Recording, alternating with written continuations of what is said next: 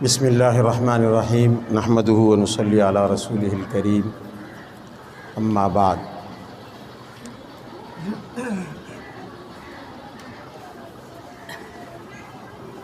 چودہ سو 26 ہجری رمضان المبارک کا چھٹا روزہ ہے۔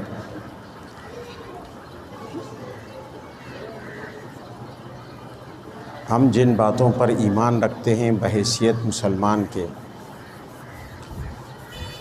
ان میں سے ایک فرشتوں کا وجود ہے۔ فرشتے اللہ تعالیٰ کی ایک ایسی مخلوق ہیں جو ہمیں آنکھوں سے نظر نہیں آتی،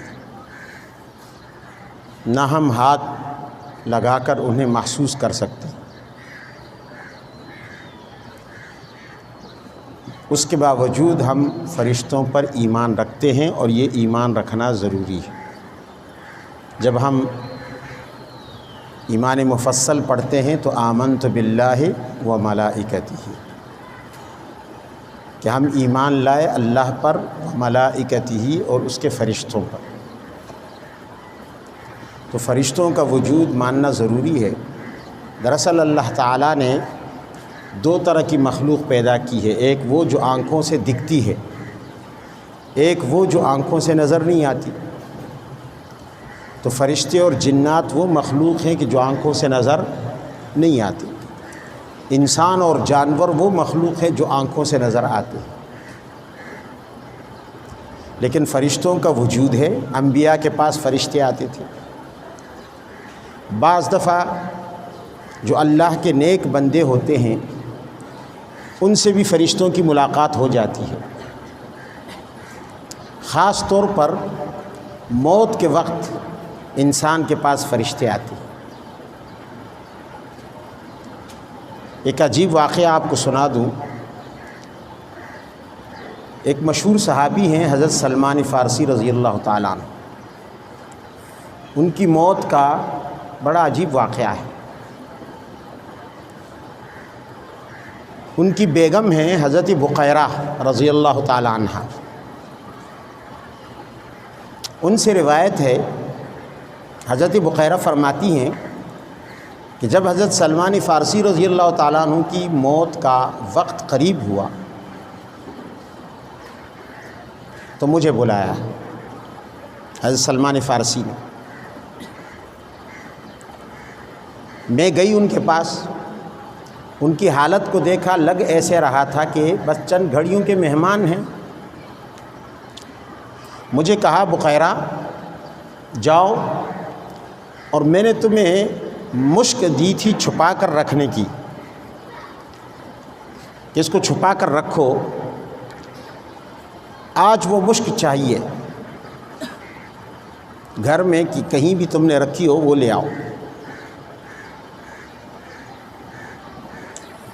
حضرت بقیرہ فرماتی ہیں کہ میں وہ مشک لے کر آئی۔ پھر فرمایا کہ ایک پیالے میں پانی لے آؤ، کٹورے میں وہ بھی لے آئی۔ حضرت سلمان فارسی رضی اللہ تعالیٰ عنہ اس پانی میں وہ مشک گھولنے لگے اپنے ہاتھ سے۔ کچھ بیگم نے ان کی مدد کی، کچھ خود گھولتے رہے، اور پھر ساتھ میں یہ فرمایا بقیرہ آج میرے پاس کچھ لوگ آنے والے ہیں، یہ دروازے کھول دو۔ اچھا، وہ بالا خانے پر تھے، جیسے یہ اوپری منزل ہے، پہلی منزل پر ان کا کمرہ تھا جس کے 4 دروازے تھے۔ بقیرہ سے کہا یہ چاروں دروازے کھول دو، چاروں دروازے کھول دو۔ فرمایا میرے پاس کچھ مہمان آنے والے ہیں، کچھ لوگ آنے والے ہیں۔ ایسی مخلوق ہے وہ جن کو خوشبو بڑی پسند ہے، وہ کھانا نہیں کھاتے، کھانا کھانے والی مخلوق نہیں ہے، لیکن خوشبو ان کو پسند ہے۔ حضرت سلمان فارسی اس پانی میں وہ مشک گھولتے رہے، جب وہ گھل گئی اچھی طرح تو اپنی زوجہ سے فرمایا اب اسے میری چارپائی کے ارد گرد چھڑکا دو۔ حضرت سلمان فارسی رضی اللہ تعالیٰ عنہ کے اس حکم پر وہ فرماتی ہیں کہ میں نے عمل کیا، چاروں طرف میں نے وہ پانی چھڑکا، مشک لگا ہوا، جس سے مشک کی خوشبو مہکنے لگی کمرے کے اندر۔ مجھے فرمایا کہ اب تم جاؤ، میرے پاس ایسی مخلوق آ رہی ہے کہ جو میری ملاقات کے لیے اب آئے گی، تو تم کچھ دیر کے لیے چلی جاؤ، مجھے خلوت میں رہنے دو تاکہ میں ان سے ملاقات کروں، اور پھر کچھ دیر کے بعد آ جانا ضرور، تم یہاں بستر پر کوئی بات پاؤ گی، کوئی چیز پاؤ گی۔ وہ فرماتی ہیں کہ میں نیچے چلی گئی، انتظار کرتی رہی، تھوڑی دیر کے بعد کھٹکھسا ہوا۔ وہ کہتی ہیں کہ میں ایک دم اوپر گئی اور میں نے دیکھا کہ کمرے میں بے پناہ خوشبو ہے، اور حضرت سلمان فارسی بستر پر لیٹے ہوئے ہیں، ایسا لگ رہا ہے جیسے سو رہے ہوں۔ اور میں جب قریب گئی دیکھا تو ان کی روح پرواز کر چکی تھی، رخصت ہو چکے تھے۔ گویا حضرت سلمان فارسی کو اپنی موت سے پہلے پتہ چل چکا تھا کہ میری موت کا وقت قریب آ چکا ہے، اور مجھ سے ملنے کے لیے فرشتے آئیں گے۔ اب یہاں پہ اس واقعے سے یہ بات معلوم ہوئی کہ نیک بندوں کے پاس بھی کبھی کبھی فرشتے آ جاتے ہیں، اور خاص طور پر موت کے وقت انسان محسوس کر لیتا ہے ان کی آمد کو۔ یہ وہ مخلوق ہے اللہ تعالیٰ کی کہ جو اللہ تعالیٰ نے آسمانوں میں اسے پیدا کیا، لیکن زمینی مخلوق سے تعلق رکھنے کے لیے کبھی کبھی اسے بھیج دیتا ہے، اور دنیا کا نظام بھی ان فرشتوں کے حوالے ہے۔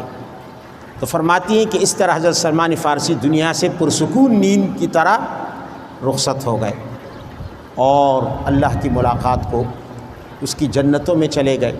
اللہ تعالی ہمیں بھی حضرات صحابہ کرام جیسی موت عطا فرمائے کہ جو فرشتوں خوشخبری دینے والے فرشتوں کے ساتھ آئی ہو۔ ایسی موت سے اللہ تعالی ہمیں محفوظ رکھے جو کافروں کی موت ہو، جو اللہ کے دشمنوں کی موت ہو۔ وآخر دعوانا ان الحمدللہ رب العالمین۔ دعا فرما۔ الحمدللہ رب العالمین والعاقبۃ للمتقین، والصلاة والسلام علی سید الانبیاء والمرسلین محمد وعلی آلہ واصحابہ اجمعین۔ الہ العالمین صحابہ کرام کی محبت نصیب فرما، ان کے نقش قدم پر چلنے کی توفیق عطا فرما، ہمارے گناہوں کو معاف فرما، والدین اور آباء و اجداد و جدات امہات کی مغفرت فرما، ہمارے اہل خانہ کی مغفرت فرما۔ الہ العالمین رمضان کی برکتوں سے مالا مال فرما، سعادت نصیب فرما، ہم سب سے راضی ہو جا۔ وصلی اللہ تعالی علی خیر خلقہ محمد وعلی آلہ وصحبہ اجمعین برحمتک۔